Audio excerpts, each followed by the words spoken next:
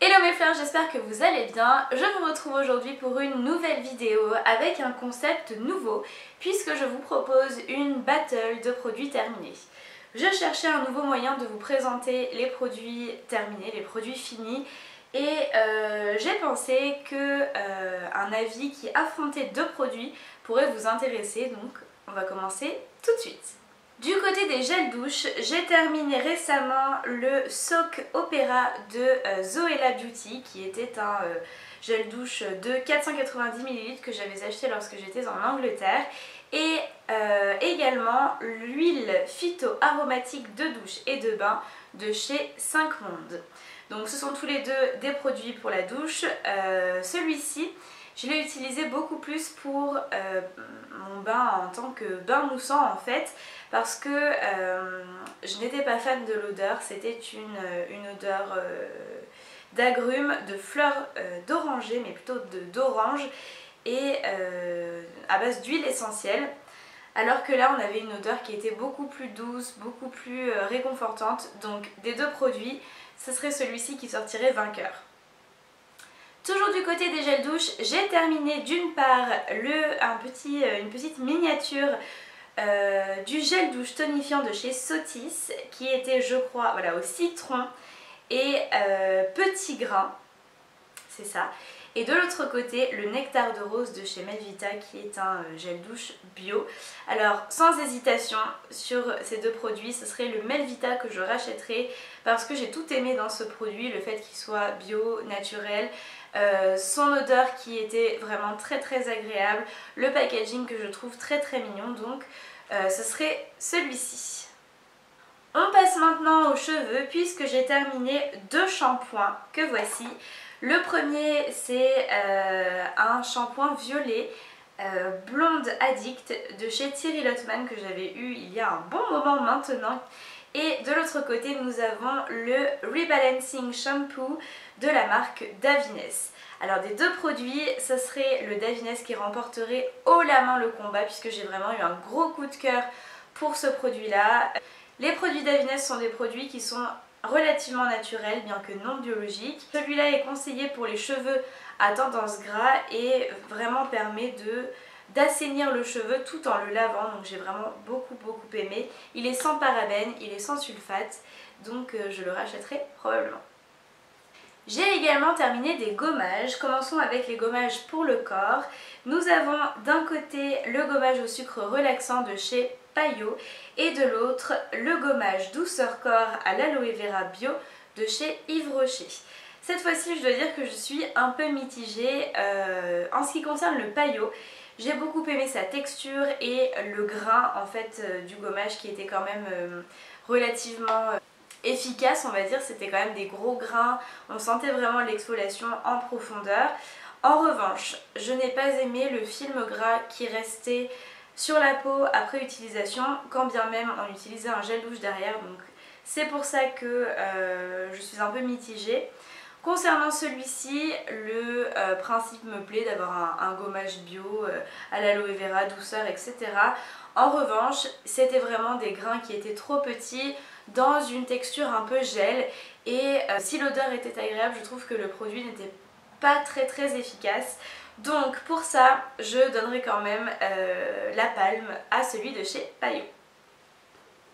J'ai également terminé deux gommages pour le visage cette fois-ci. Donc on a d'un côté le Ocean Salt de chez Lush qui était un gommage exfoliant visage et corps, et de l'autre côté la crème gommante Absolution qui était un gommage doux visage et cou. Alors là ça va être facile puisque j'ai absolument détesté ce gommage de chez Lush. Pourtant j'aime beaucoup les produits de la marque, mais là je n'ai rien aimé. Le sel, donc ce gommage est à base de sel marin, de citron vert et de beurre d'avocat. J'ai trouvé le gommage extrêmement abrasif, je n'ai pas aimé l'odeur d'agrumes et j'ai vraiment peiné à terminer ce gommage là. Autant vous dire que je n'ai pas pu l'utiliser sur mon visage tellement il était agressif, donc je l'ai utilisé sur le corps et notamment sur les pieds. Mais ça c'est sûr, je ne le rachèterai pas. En revanche, j'ai beaucoup aimé celui de chez Absolution qui était un gommage plutôt doux, bien qu'efficace, à base d'amandes, à 99% d'origine naturelle, à 52% bio. Et voilà, donc ce serait celui-ci que je rachèterai. J'ai ensuite testé deux patchs, deux petits masques pour le visage comme ceci. Alors j'avoue que je n'ai pas gardé tous les packagings parce que j'en teste énormément et j'en applique beaucoup. Mais je vous ai gardé le patch nez au charbon de chez Sephora que vous connaissez probablement, ainsi que le patch pour les yeux Regard Parfait de chez Biocite. Et sur cette battle là, ça serait quand même difficile de trouver un gagnant puisque les deux ont des objectifs complètement différents. J'ai aimé les deux, je vous recommande les deux. Le patch de chez Sephora pour les points noirs est assez efficace. C'est un pansement que vous appliquez et puis vous retirez au bout de 10 ou 15 minutes, je ne me souviens plus, 15 minutes. Je trouve qu'il fonctionne plutôt bien.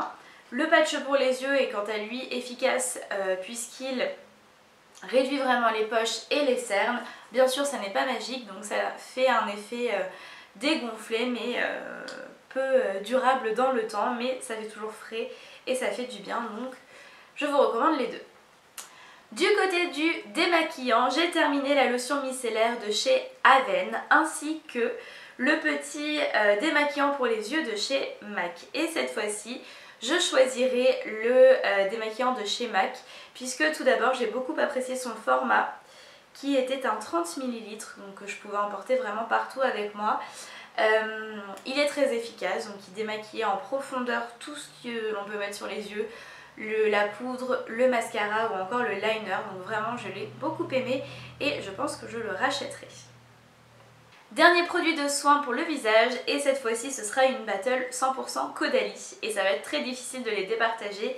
J'ai terminé le sérum Vinactive ainsi que le sérum Vino Perfect. Vous retrouverez si ça vous intéresse une revue pour l'un et l'autre sur mon blog, je vous mettrai ça en barre d'infos. Et vraiment j'ai beaucoup aimé les deux. Maintenant si je devais choisir, je prendrais le sérum éclat anti-tache Vino Perfect, mais associé bien sûr à la lotion qui va avec parce que le combo, le duo des deux est vraiment très efficace. Mais je vous recommande également le Vinactive pour un soin plutôt éclat anti-rides si c'est ce que vous recherchez. On termine avec un peu de maquillage puisque j'ai 4 produits à vous présenter. Tout d'abord deux fonds de teint. Le premier qui est le Naked Skin de chez Urban Decay que j'ai racheté déjà plusieurs fois. Et de l'autre côté le beige teint Belle Mine naturel de chez Chanel. Alors là ça se corse parce que les deux ont des points positifs et des points négatifs. Pour le Naked, c'est un fond de teint qui est assez fluide, donc facile à appliquer, mais quand même avec une couvrance moyenne. Donc si vous cherchez un fond de teint très couvrant, c'est pas ce qu'il vous faudra. Ce qui m'ennuie le plus dans ce fond de teint là, qui est un 30 ml, c'est vraiment qu'il est très vite terminé. Moi qui utilise des fonds de teint tous les jours, j'ai eu l'impression de le terminer extrêmement rapidement, ce qui est un peu dommage compte tenu du prix du fond de teint. Donc c'est ce qui m'ennuie le plus. Sur celui-ci, j'ai beaucoup aimé son application, il est vraiment très crémeux et sa couvrance est supérieure je dirais à celle du Naked Skin. Maintenant, je trouve que l'évolution dans la durée n'est pas parfaite, il a besoin d'être repoudré. Donc là si je devais en racheter un, je pense que ce serait quand même celui de chez Urban Decay. Même si je pourrais aussi racheter le Chanel parce que je l'ai bien aimé et surtout en été puisqu'il a un SPF de 25. On termine enfin avec deux mascaras. Tout d'abord celui de l'Atelier Maquillage qui était le Keraker Soin Vitalité des cils, donc qui était un mascara avec une brosse moyenne je dirais, avec des picots plastiques, des fibres et des fibres synthétiques. Et de l'autre côté nous avons celui de chez Oriège qui était le mascara 3D qui avait cette fois-ci les picots plastiques et une brosse qui pouvait se rétracter ou s'allonger en fonction de ce que vous souhaitiez faire. Alors là le choix sera très facile, ce sera sans hésitation celui de chez Oriège que j'ai beaucoup utilisé et beaucoup apprécié. Il permettait vraiment d'allonger les cils sans effet paquet et c'est une vraie découverte parce que je ne connaissais pas du tout les mascaras Oriège, donc celui-là je vous le recommande à 100%.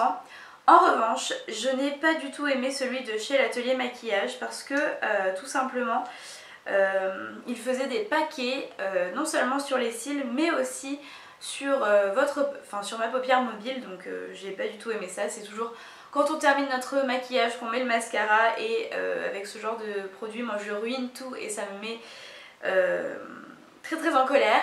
Donc pour ces raisons je choisirai sans hésitation celui de chez Oriège.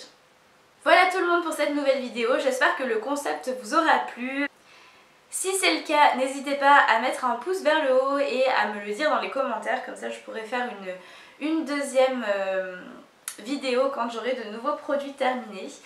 N'hésitez pas à vous abonner à la chaîne si ça n'est pas déjà fait et jusqu'à la prochaine vidéo, il ne me reste plus qu'à vous faire plein de bisous. Ciao!